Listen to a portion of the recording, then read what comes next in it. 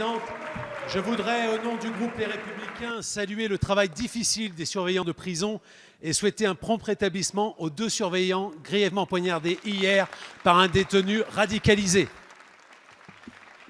Ma question s'adresse au ministre de l'Agriculture. Monsieur le ministre, le salon de l'agriculture qui vient de s'achever rencontre toujours un vif succès, mais il ne doit pas faire oublier la situation dramatique dans laquelle sont nos agriculteurs. Le président de la République a encore fait un beau discours, mais en même temps, par son inaction, il laisse la Commission européenne annoncer une diminution de 15% du budget de la PAC, soit 7 milliards de moins pour les agriculteurs français. Avec les états généraux de l'alimentation, beaucoup d'entre eux avaient l'espoir d'une revalorisation de leurs revenus. Pour l'instant, les objectifs sont loin d'être atteints.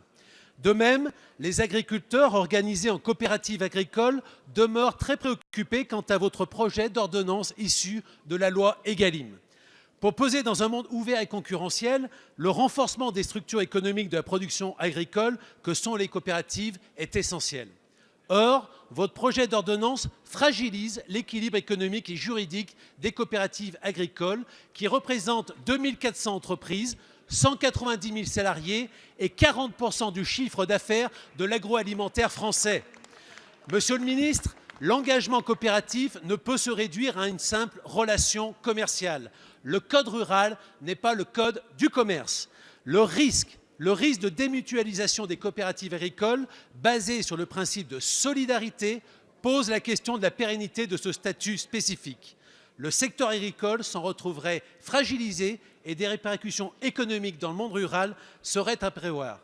À quoi sert-il donc d'entendre les Français pendant des heures si on ne les écoute pas?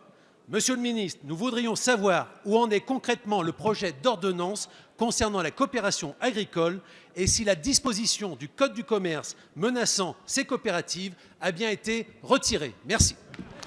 Merci, monsieur le député.